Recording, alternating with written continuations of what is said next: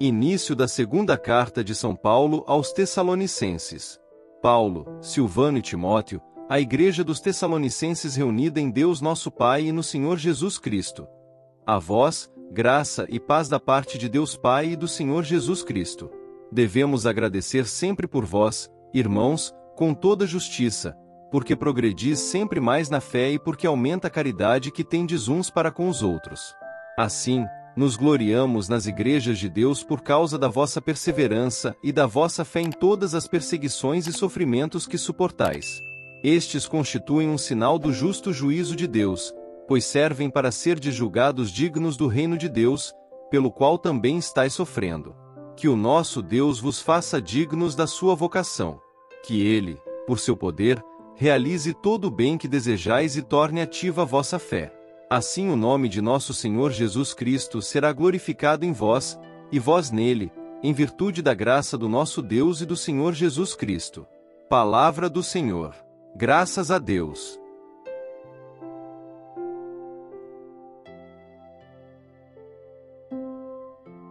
Proclamação do Evangelho de Jesus Cristo segundo São Mateus. Glória a vós, Senhor.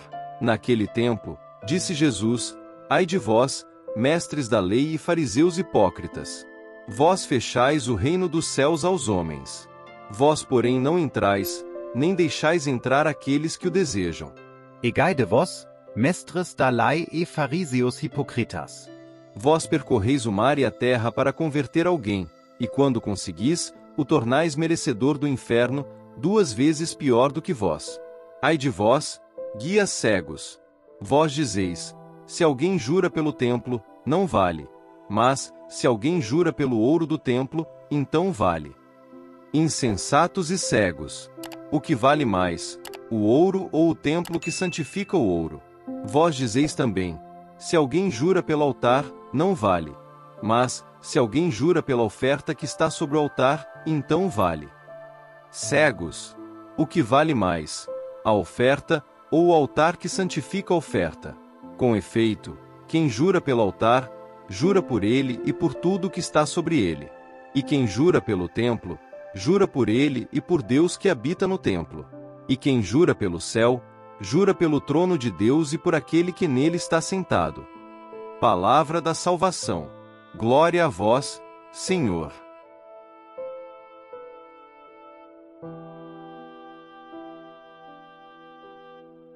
Queridos irmãos e irmãs em Cristo, imaginem-se caminhando por um campo vasto e aberto.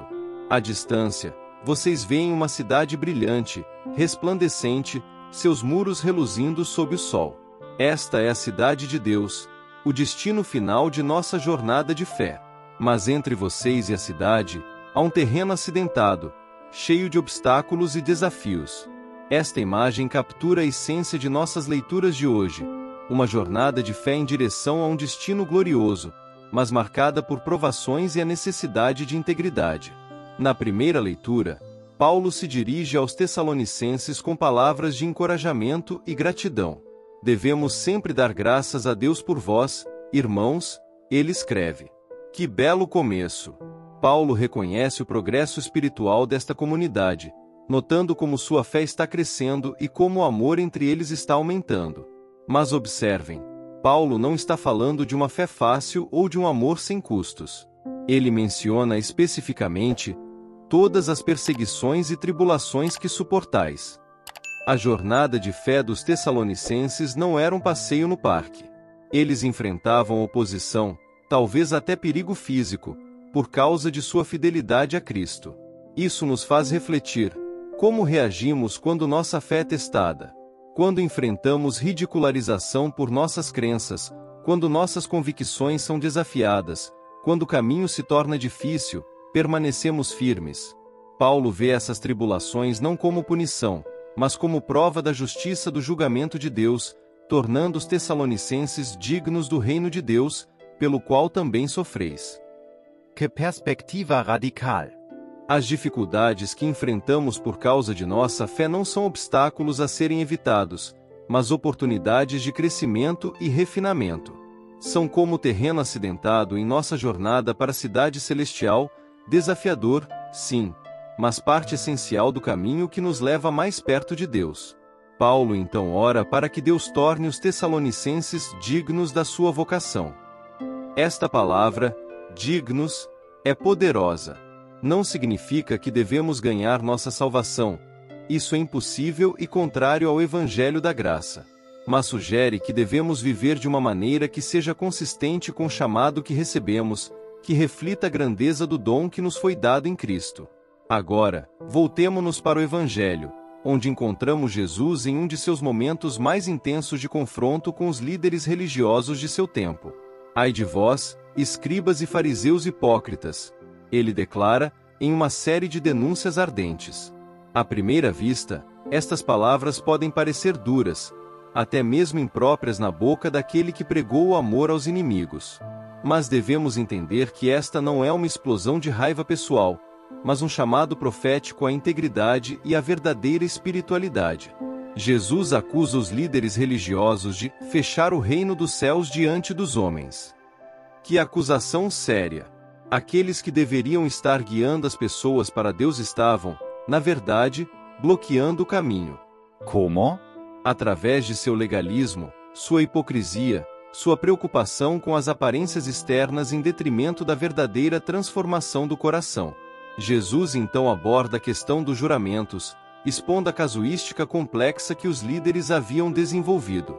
Eles faziam distinções sutis entre jurar pelo templo ou pelo ouro do templo, pelo altar ou pela oferta sobre o altar.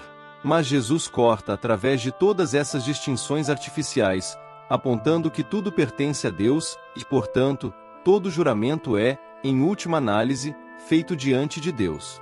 O que Jesus está enfatizando aqui? A integridade absoluta. Ele está dizendo, em essência, que o seu sim seja sim, e o seu não seja não. Ponto. Não deveria ser necessário elaborar juramentos complexos para garantir nossa veracidade. Nossa palavra deveria ser suficiente, porque nosso caráter deveria ser íntegro. Então, como aplicamos estas leituras à nossa vida hoje?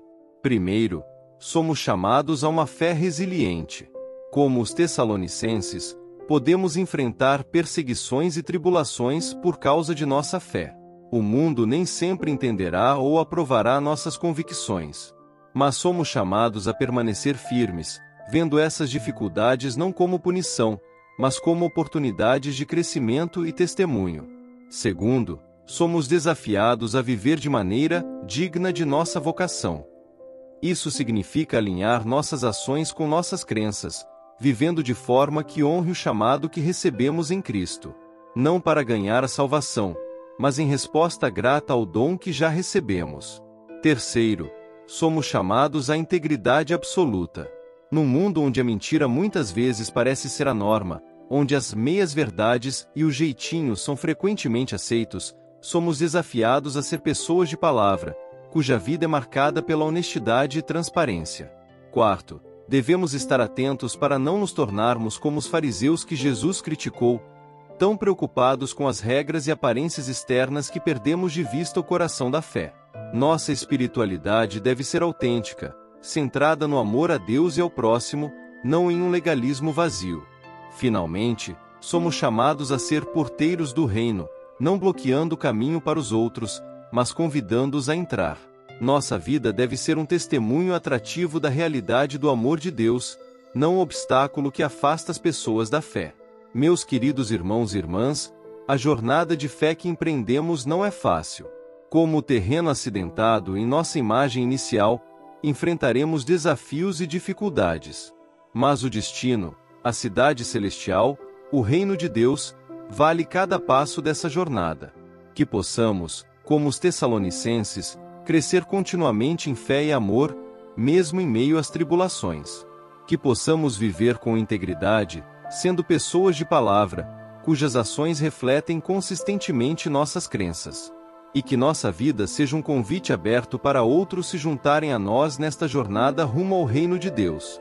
Que a graça de nosso Senhor Jesus Cristo, o amor de Deus Pai, e a comunhão do Espírito Santo estejam com todos vocês, fortalecendo-os, guiando-os e inspirando-os em cada passo do caminho.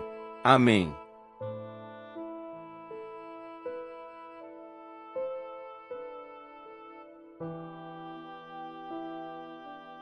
Santo Miguel Arcángel, defiéndenos en la batalla. Sé nuestro amparo contra la perversidad y las asechanzas del demonio.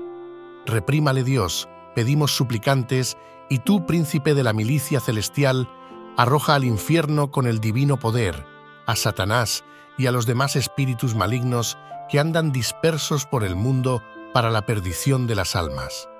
Amén.